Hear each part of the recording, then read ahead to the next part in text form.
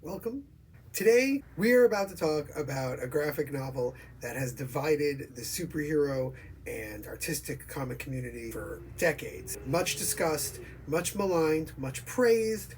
Dark Knight Strikes Again by Frank Miller and Lynn Varley. The sequel to the very famous Dark Knight Returns, Frank Miller's redefinition of Batman in a near future what if situation, written about 15 years after the original. We're going very dynamic, by the way, with this video, if you couldn't tell, because Miller goes all out. These books were created after Miller had already created a bombshell with the Sin City books. Sin City redefined the noir genre in the late 90s. More than that, Sin City was packaged by Dark Horse in these beautiful softcover little collections, very cheap. I believe the original price was $12. I said $12 on it. That made a picture along the side in white and black. They were stunning. And I believe, this might be apocryphal, but I believe I was told this by someone who worked for Barnes & Noble. If you got Dark Horse comics, you had to dedicate at least one of each so that they could see on your shelves. Sin City became huge. And Miller, already famous for all the work he did on Daredevil and on Batman before Dark Knight. Batman Year One is still one of the most foundational pieces of Batman material in the current Batman mythos that we use. Miller's work with Jansen on Daredevil kind of redefined the superhero genre in the 80s, and Sin City redefined or gave a new version of noir that we had never seen before. And Miller attempts to combine those in this three-part sequel. As you can tell by the covers read a lot more Sin City-like than they read Dark Knight Returns. Though there are silhouettes, there's a lot of things that are similar to how he did it. And that is this book for the rest of it. There are so many things that are similar to Dark Knight Returns, or that are callbacks, or that are like Dark Knight Returns, but they're dialed up in so many different ways, in so many different directions for each different thing as Miller chooses, that you get left with a bit of a muddle. That's why this episode is not actually an Escape Pod Comics recommends. This is an Escape Pod Comics gives you information to make up your own mind. I highly recommend reading Dark Knight Strikes Again if you want to see Frank Miller going, well, we'll get into this, not necessarily going all out, but going into totally crazy new directions with these characters. Joey will do a better job of sharing the art, but just the way he does layout of these silhouettes with the talking heads in them, and the talking heads being free-floating much more, without the grid work. All of this is brilliant artistic stuff, but it might be that it's too much for the book to really work, and it might be too much for most readers to enjoy. There are tons of pages that I would say Frank Miller is firing on every cylinder. They are dynamic while being informational, while being exciting, but there are many other pages that don't feel that way. One of the biggest crimes of this book, one of the biggest issues that it has, is Miller's use of basically every superhero but Superman, Batman, and Wonder Woman. We get back to his Superman and Wonder Woman in a minute. They both did, Superman especially, heavily appeared in the original Dark Knight Returns. Superman is a major focal point for this book, but it's the other members of the Justice League where this book begins to fall apart. The Justice League, as they appear in this, are Miller's complete invention. Just as he sort of redefined Batman and Superman on the main core axis of how he viewed them, how he wanted to use them in the story, he did that with the rest of the Justice League, but they just appear randomly, and they have major talking points and major things that matter in the story where I don't understand their characters' motivations or perspectives, and it feels that way throughout. Ray Palmer especially is this tough guy, wisecracky, I can do anything kind of guy. I don't want to give away too many spoilers because I do think this is a fascinating read, but it's not for everybody. One of the reasons I think it's worth looking at is that Batman, The Dark Knight Returns, ends on a cliffhanger. Spoilers, but this we're talking about a book that's over 40 years old. So Batman is still alive. Superman knows it. He has an army in the Batcave that he is raising of former gang members, former mutants. That's not the end. This is definitely what happens next, and it makes sense. But to go from the Joker in Dark Knight Returns, the Joker in Dark Knight Returns, who's taking a new idea of what an absolute sociopath who doesn't care, who's so prescient for the 80s, and to then just turn that into the over-the-top, ridiculous, evil President Lex Luthor and evil shadow puppeteer Brainiac, which are cliched ideas in the 80s, becoming even more cliched when you consider how superhero comics had changed between Dark Knight Returns. This is where we get into the real issue with this book. There's lots of things that I just didn't personally enjoy. There's lots of little throwaway jokes or things that don't land. There's a lot of license Miller takes with the characters that, in my opinion, doesn't take far enough. Superman and Wonder Woman have a gigantic big sex scene across Earth.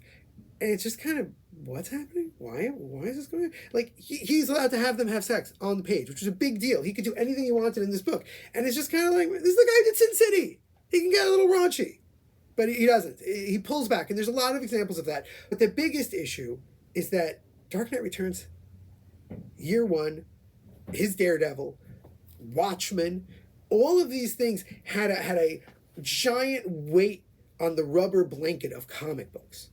They had a huge impact, which changed the way all comic books were written. All superhero books, especially. Superhero books, I would say within 10 years, had adopted Miller-esque, Moore-esque depth. Not in the level they did, not in the way that a graphic novel, something that has a beginning, middle, and end, can do with a superhero, but some level of two-dimensionality beyond, oh, if Aunt May doesn't get her medicine. Oh, I wish Lois didn't know I was with him. No, we're gonna give these guys. John Byrne brings it to Superman. He kind of ignores that in this. One of the biggest Deus Ex Machinas in this whole thing. I can explain it. It's a superhero shows up, saves the day at the end. There's no personality for him. There's no explanation. There's nothing about him. He's got a whole monologue about who he used to be and what he is. It's nothing.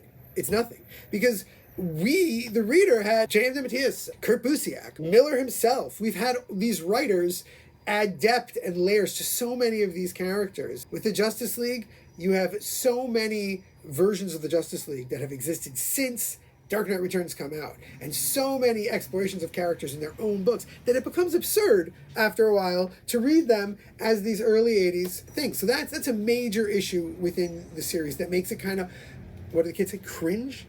One of the most egregious issues within how characters are used and how characters are personalized is poor Dick Grayson. I won't get into it again. If people want to read it, I highly recommend reading it. We're going to get to why Dick Grayson, as he's presented in these books. Well, first, it's a whole thing. I'm not getting into it. Joey can maybe give you a quote thrown up of what Frank Miller said about how he felt about Robin for Batman and all that. He did All-Star Batman and Robin with Jim Lee. Suffice it to say, how Miller used Dick Grayson in that story is not to most people's likings. It's not how Dick Grayson had grown up and matured in all the time since Dark Knight Returns had come out. All the things that I said about all the superheroes, Dick Grayson is the number one. I mean, why is this book amazing? The paneling, the motion, the movement, the action. Man takes everything that he learned with the masters, Jansen, Mazzucchelli, that he taught them, that he taught each other, they learned from each other. Everything that he then threw out the window and reimagined in Sin City and everywhere in between, and just goes. These pages are wonderful. Vic Sage, by the way, the only person who actually feels like himself. He feels like the Question. Just busy, crazy, but always readable. It really is a masterpiece of art, of paneling, of layout, but all of that is not in service of a great story. It really feels like all the Sin City he brought into it also made it into a more simplistic, moralizing Sin City tale. He sets up Superman and Batman as these opposing ideals in the first book, and in this book, he puts those ideals in even more extremists to each other, but it doesn't really change what the ideals represent until he goes, no, but it does. See what this says about a lot of stuff that just, it doesn't hit on every level, no matter how awesome the art is. Hey, I was saying why we should read it. First off, when I talk about the art being awesome, I mean really awesome. Now, a lot of people complained about the art. A lot of the people who had read Dark Knight Returns read, and it's like, it's 15 years later. The man's art is looking Frank Miller right now. I hope you throw up the Scrooge McDuck cover here, Joe. A lot of people discussing his art style as changes, but again, it's a process. People change. Picasso's paintings from his earliest time to his last paintings. And we're talking Frank Miller's 50 years of doing this. So it just becomes ridiculous to make that argument. But it could be you don't enjoy the art, that's fine. But it's still very well done. It's very intelligent. And it answers a lot of questions about the things they introduced with the first book. It also is almost like a time capsule. This book was started before 9/11. You get to see a sensibility, and you get to see an idea of what a mature superhero story looks like, seen through the eyes of 70s and 80s superhero stuff. This is very much him going, look, these heroes are just there to have these big adventures, and we're going to make this adventure even bigger. We're going to go wilder. And he does. It's fantastic. But it's also Again, serving a kind of absurd plot with a lot of loopholes and a lot of weirdness. That always gets in the way, but just art-wise, it's recommended. I can't say anything against it. Now, Joey is a huge proponent of this book. He loves it. He's the reason I reread it, actually, to do this video. My understanding was Miller had this idea originally. There was always supposed to be a sequel, and he went on to do other things and never had time for it.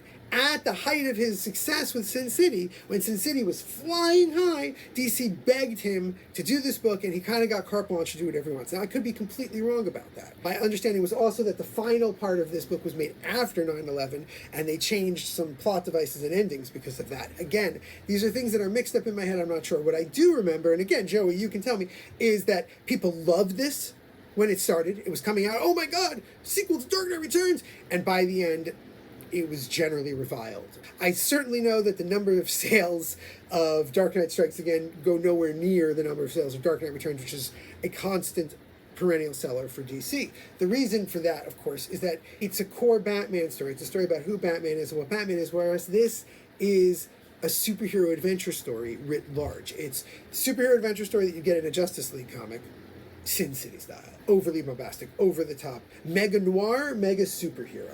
And it's successful. It's just that it reminds you that superheroes are often pretty basic and moralistic, and plots don't always perfectly add up. Anyway, I do think that if you want to know what the planned idea was to have Batman do with this army, if you want to know what happens to Carrie Kelly, does she succeed as rising up from Robin into Junior Batman? How does Batman run an army, according to Frank Miller? Well, again, the questions have now been answered. Batman's got like 20 Bat kids who he supervises, basically, on the webtoon. It's literally they eat breakfast together.